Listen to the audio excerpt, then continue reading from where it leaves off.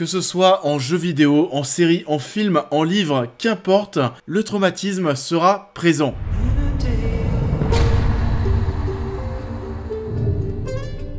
Bonjour à tous, j'espère que vous allez bien. On se retrouve aujourd'hui pour la série événement. The Last of Us débarque en ce début d'année 2023 et en tant que gros fan des jeux, bien sûr j'attendais. J'avais extrêmement hâte que ça arrive pour voir si ça allait être respectueux, voir si ça allait être à la hauteur des jeux qui sont pour moi deux chefs-d'œuvre. Et bah vous savez quoi, c'est parti, on parle de ce premier épisode. The Last of Us est l'adaptation du jeu vidéo à succès de Naughty Dog et disponible sur Prime Video en France. Quand le monde tel que vous le connaissiez n'existe plus, quand la ligne entre le bien et le mal devient floue, quand la mort se manifeste au quotidien, jusqu'où iriez-vous pour survivre? C'est dans ce contexte que l'on va suivre les aventures de Joel et Ellie. Bon alors, ce premier épisode, qu'est-ce que j'en ai pensé?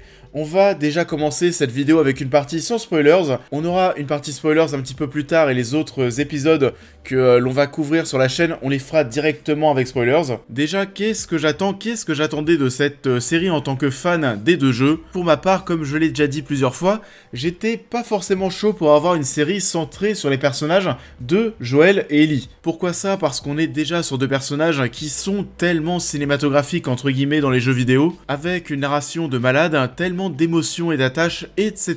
Je me suis dit que par défaut, ce serait impossible à égaler. Et ça, c'est l'un des très gros enjeux de cette proposition, réussir à nous proposer une nouvelle version de Joel et Ellie qui saura autant nous satisfaire. Personnellement, j'aurais voulu qu'on suive d'autres personnages, des personnages inédits. Alors, c'est vrai qu'à l'époque de The Last of Us partie 1, forcément, pour moi, The Last of Us, c'était Joel et Ellie. Mais lorsque The Last of Us partie 2 est arrivé, ça a changé pas mal de choses. Et soyez rassurés, pas de spoil, mais avec ce jeu, on s'est rendu compte que oui, c'était plus que ces deux personnages. Il y avait d'autres personnes, il y avait des clans, des factions que l'on ne connaissait pas, des autres décors. Je sais pas, par exemple, je vais penser à l'aquarium, ce stade de même qui sert de QG, et les parties que j'ai préférées dans ce The Last of Us 2, et bah c'était les séquences où on n'était pas avec Ellie. Il y a d'ailleurs des vidéos qui sont disponibles sur la chaîne, n'hésitez pas, et l'addition de ces petites choses faisait que oui, j'avais envie d'aller explorer d'autres choses. Je trouvais ça dommage de repartir sur Joel et Ellie, sachant qu'en plus de ça, en tant que fan, et bah cette histoire, on la connaît déjà par cœur. Du coup oui, ça me paraissait important de recontextualiser, de vous partager mes premières attentes ici. Maintenant qu'on sait que ce sera une adaptation fidèle au premier jeu, bon, allez, go, on va voir ce que ça donne.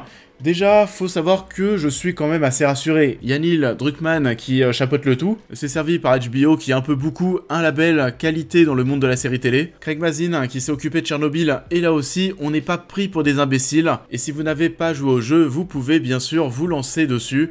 Qu'est-ce que j'ai pensé de ce premier épisode ?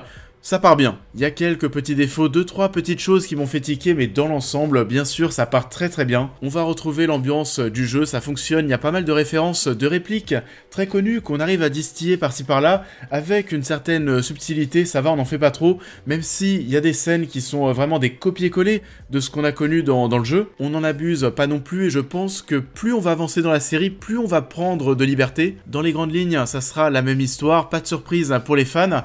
Par contre, ça n'empêche pas le fait de rajouter un petit peu, vous savez, de background, un petit peu de contexte en plus. C'est totalement ce qu'on va avoir dans ce premier épisode, et ça, c'était plaisant, ça faisait plaisir de voir des choses en plus. On en parlera plus en détail en partie spoilers, mais personnellement, le casting Joel, Ellie par Pedro Pascal et Bella Ramsey, c'est validé.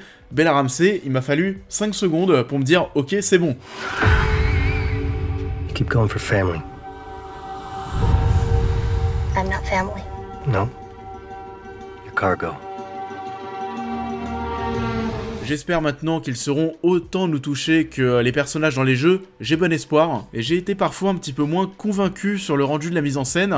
C'est assez paradoxal parce que tu sens qu'il y a du budget, il y a des séquences, oui, qui sont spectaculaires. Bien entendu, la séquence dans cette voiture avec Joel, Tommy et Sarah qui est cool, filmée de l'intérieur comme dans le jeu, tout part en cacahuète autour de cette voiture. On filme ça dans un plan très long, ok, Les décors, ce côté un petit peu sale, ça aussi ça fonctionne. On le sait pertinemment, on veut nous sortir quelque chose de quali, fait avec le cœur, on le sent, il n'y a pas de débat. Mais je sais pas, niveau mise en scène, niveau cadrage, j'ai trouvé que certains plans étaient un petit peu trop resserrés, trop centrés sur les personnages, ce qui fait qu'autour d'eux, on dirait qu'il n'y a pas grand chose. Et c'est là où je disais que c'est un petit peu paradoxal, parce qu'on a presque un budget cinéma. Cette série The Last of Us, ça fait partie des séries déjà les plus chères de l'histoire. Ça a un budget cinéma, et pourtant ce côté série télé, on le sent. Et le côté série télé, on va aussi le sentir au niveau... Alors, les acteurs principaux, ça va, il n'y a pas de souci. Par contre, on a certains acteurs secondaires où, voilà, là, on sent un petit peu le niveau d'acteur de série télé. Et puis, la grande question que je me pose au terme de ce premier épisode, c'est est-ce que ça va parler aux gens qui n'ont pas fait les jeux? Je vous pose la question, si c'est votre cas, est-ce que ce premier épisode vous a donné envie de voir la suite? Personnellement, je me suis éclaté à voir cette histoire que je connais prendre vie d'une différente manière, avec des choses en plus présentées ici au niveau du scénario, mais on est quand même sur un pilote d'1h15, 1h20, peut-être que ceux qui n'ont pas fait les jeux l'ont trouvé lent, trop lent pour être attirés pour voir la suite. C'est la question que je vous pose. Et ça en est tout pour cette partie sans spoiler. Pour ceux qui vont nous quitter, n'oubliez pas de liker et de partager la vidéo, de vous abonner et de me suivre sur tous les réseaux. D'autres critiques arrivent sur la chaîne. Et on va pouvoir maintenant rentrer un petit peu plus dans le détail dans cette partie spoilers. Qu'est-ce que j'ai pensé des personnages? Qu'est-ce que j'ai pensé des références, des clins d'œil? C'est parti, on spoil.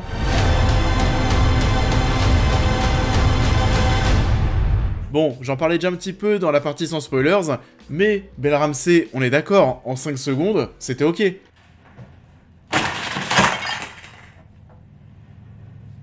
Count slowly and clearly from 1 to 10. 1, 2, 3, 4. Slowly and clearly.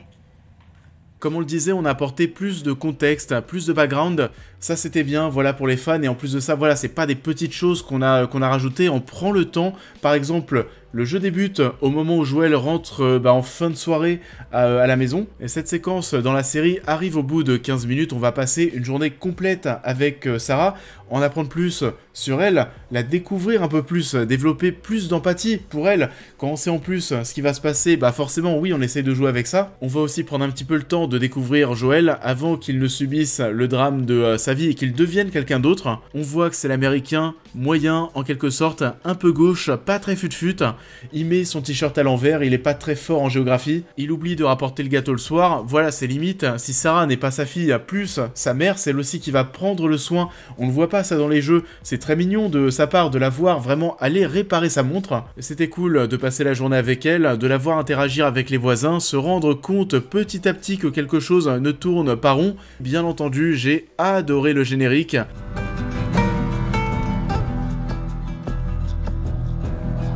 Et ça faisait plaisir de retrouver ces sonorités, ces notes de musique, même si le générique est quand même bien plus impactant juste après la mort de Sarah. Justement, cette scène de mort est bonne, voilà, l'adaptation est réussie, on retrouve l'émotion que ça doit susciter, etc. Et c'est quasiment du plan par plan, mais le générique qui se lançait directement après ça, c'était le petit truc en plus qui rendait le moment encore plus marquant. En plus, ça permettait, je sais pas, de reprendre son souffle, de sécher ses larmes, de digérer le moment, là se taper un 20 ans plus tard direct. J'ai la sensation, en quelque sorte, qu'on transforme moins laissé, si j'ai envie de parler un petit peu rugby. Je sais pas ce que vous en pensez, mais personnellement, j'ai ressenti un petit manque après la mort de Sarah. Ça aurait été très facile, on aurait fait comme dans le jeu, mais ça aurait été plus impactant qu'au tout début, après cette conversation qu'on a sur la pandémie, qui est plutôt cool, sur la propagation des potentiels virus. On nous explique l'origine de la pandémie tout en faisant un lien avec le réchauffement climatique au passage. On disait qu'on avait 15 minutes d'images inédites avant de commencer à voir ce qu'on avait dans le jeu.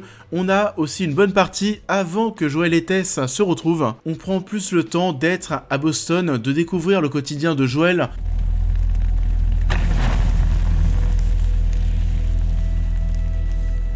J'ai bien aimé qu'on prenne le temps de nous montrer plus de choses ici, ça paraît plus vivant, plus hostile aussi, on voit qu'il y a des pendaisons, etc.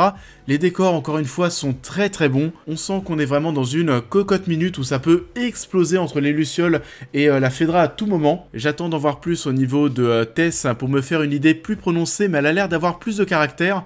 On voit que Joel d'ailleurs est motivé par le fait de retrouver Tommy. Ça c'est une différence par rapport au jeu. On voit aussi que Joel vend des choses pas très nettes, qu'il en consomme aussi d'ailleurs. Au niveau des choses qu'on va retrouver bien sûr toutes ces répliques très connues. Did you? What? I don't hear anything. Got a kid, Joe. So do we. Keep driving. We can put you in the back. Your watch is broken. Madeleine qui évoque Riley, on voit que Joel en fin d'épisode est bien atteint, même face à une personne qu'il connaît. C'est vrai que j'attendais aussi ce premier épisode pour voir quel était le degré de violence qu'on allait retrouver dans la série, parce que oui, les jeux vidéo sont très violents. On semble partir sur quelque chose d'assez similaire, il n'hésite pas à y aller franco. Et dernière petite chose, je me demande si cet épisode n'aurait pas eu une meilleure fin, vous savez, si ça s'était arrêté sur cette révélation, sur le fait qu'on sache qu'Ellie est infectée. En gros, on a Joel qui s'occupe du mec, et ensuite, on a Tess qui l'appelle, qui lui montre le bidule rouge. On voit les deux adultes prendre connaissance de cette information, et on a simplement, voilà, deux plans. Les deux qui regardent Ellie, ensuite un plan sur Ellie, et là ça s'arrête. Perso, j'aurais trouvé cette fin plus convaincante, on aurait terminé cet épisode, ce pilote avec ce cliffhanger, mais on a préféré miser sur cette musique des années 80 pour avertir d'un danger, et ce plan sur ce monde en ruine, ces gros bâtiments totalement fracassés, ça a quand même de la gueule, on chipote, on a bien sûr très hâte de voir la suite. Ça en est tout pour cette vidéo, j'espère qu'elle vous aura plu comme d'habitude, je vous invite à la liker, à la partager, à me dire en commentaire ce que vous avez pensé de l'œuvre en question, à vous abonner, à me suivre sur l'intégralité de mes réseaux pour toutes les news et réactions à l'actualité, mais aussi à devenir membre soutien si vous souhaitez soutenir mon travail. Et on va se retrouver très vite sur la chaîne pour parler de la suite du show.